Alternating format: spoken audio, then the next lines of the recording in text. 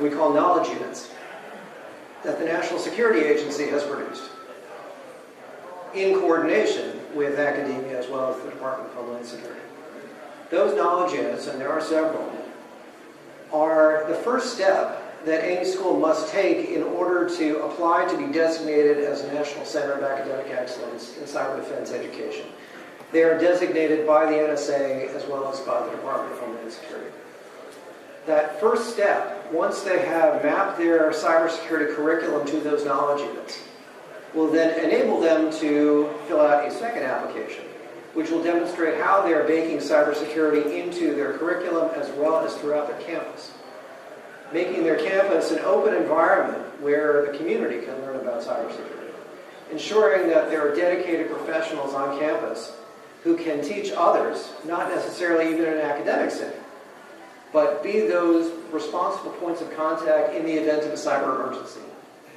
This is all part of the application to become a designated National Center of Academic Excellence. There is no other benefit, at least financial, to having CAE designation except for the recognition. However, the recognition can be pretty lucrative. For example, there are certain grants. There are certain opportunities, either available through the federal government or available through states, that will first look to see if a school has CAE designation.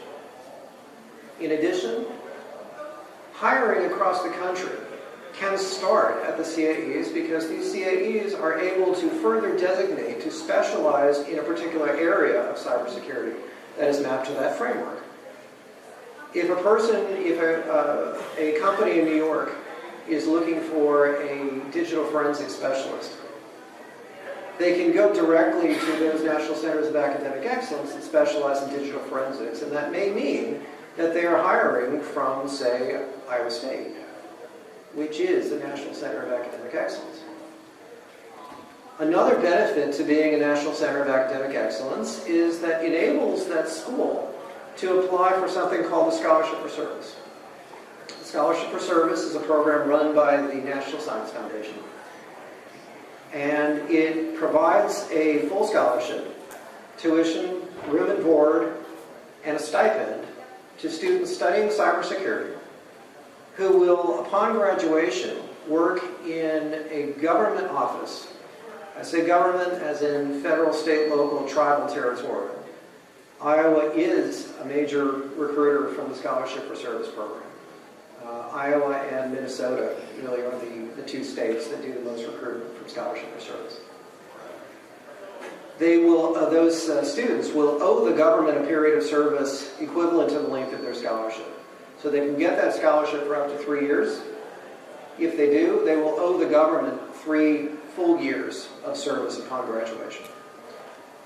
At this point, the University of Iowa is not yet a National Center of Academic Excellence, but I spoke with some members of their faculty yesterday, and it sounds like they're interested. Nevertheless, Idaho State is at this point. Moving on from there. Can I just add one more thing, kind of from the transition from K-12 to the community, and one of the things that I want to also encourage high schools to participate in work with their community college in 4 years for dual enrollment programs.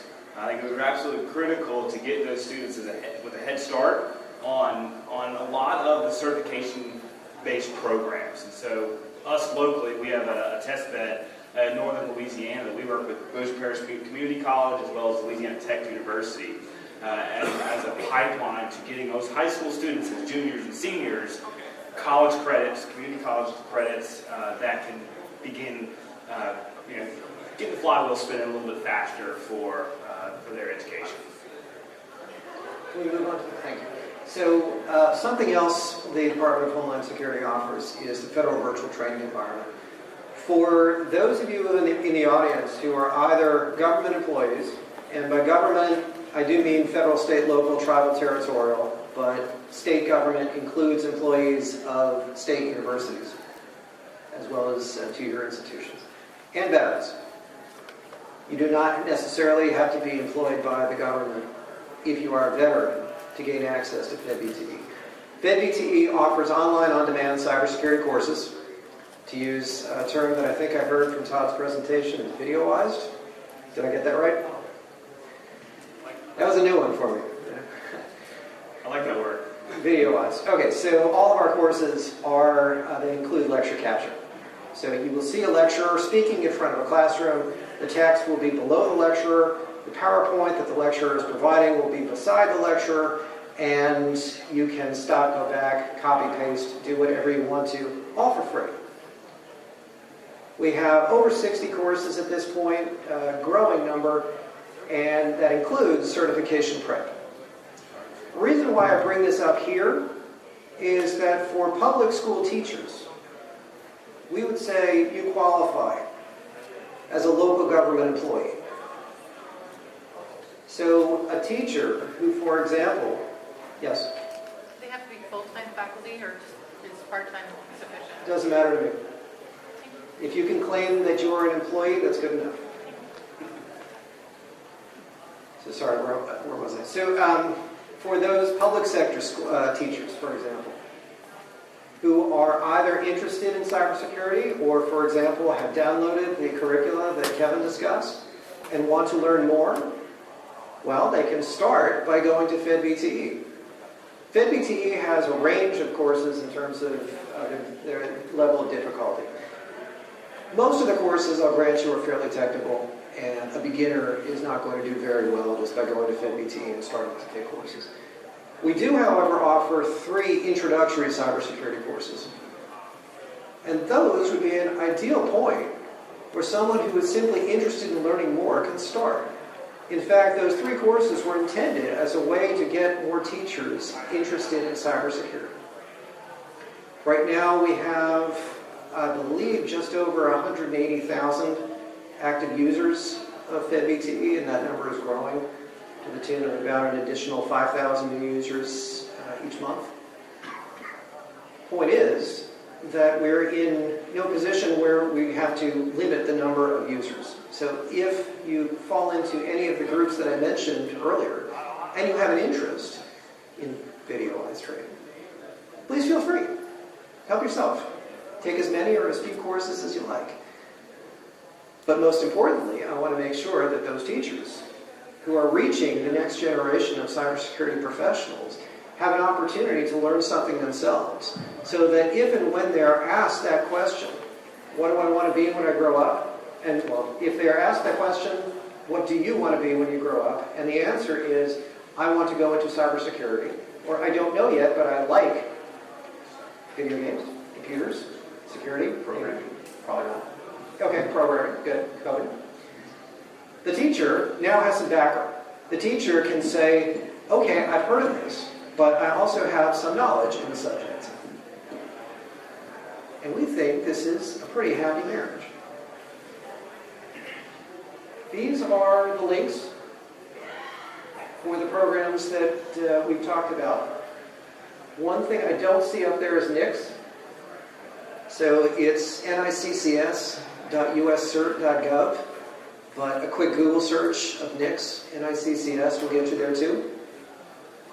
And I think one of the things also, just as an action item for you all, is to connect with your local education, your local schools, your local, your child's high school at minimum, your school district and your state, to see what they are doing in cyber education and be a catalyst for introducing the context and content, rather, that are available to those educators at no cost.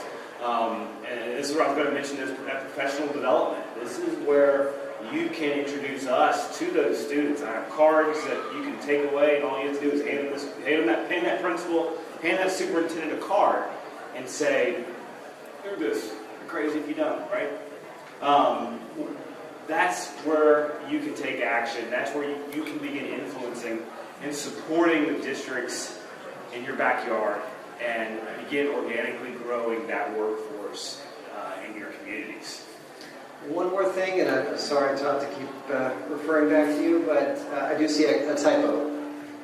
It is, in fact, USA Learning and not USA Learning. But imagine there was an extra E in there.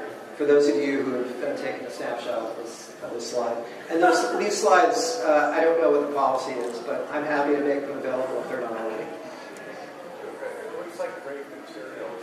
Is there a reason why it's just limited with federal employees right now? And are there plans to open this up? There's a lot of organizations that do benefit. Sure. The reason why we've limited it is, first, it's incremental. So we started with federal employees, then we branched out to state, local, tribal, territorial, and then we branched out to veterans. So we're not yet at the point where we have reached out to additional organizations. However, there are some legal reasons why we have not simply opened it up to everyone. We're providing a free service.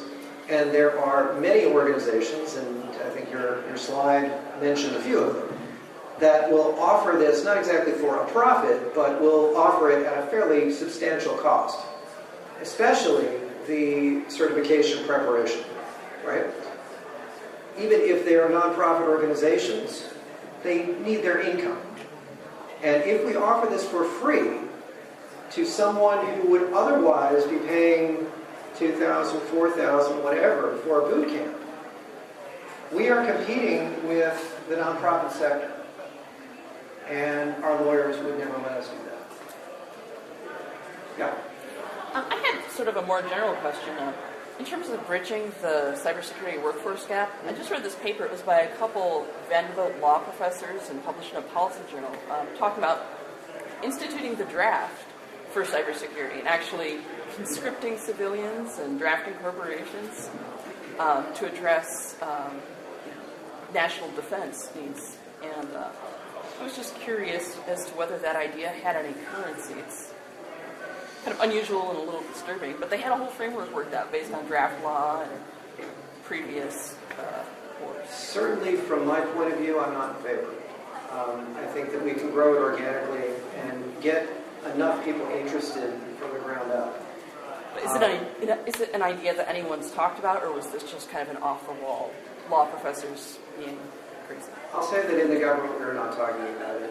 That's good. Not seriously. I I can't think say if maybe in the military these are discussions. I have not heard that from a military perspective, and what Dan just said is we can do it organically. This last 4 years, we've impacted almost 1.1 million students. At the end of next year, we're slated to be 1.7 million students, and that's how we solve that problem. Hope so.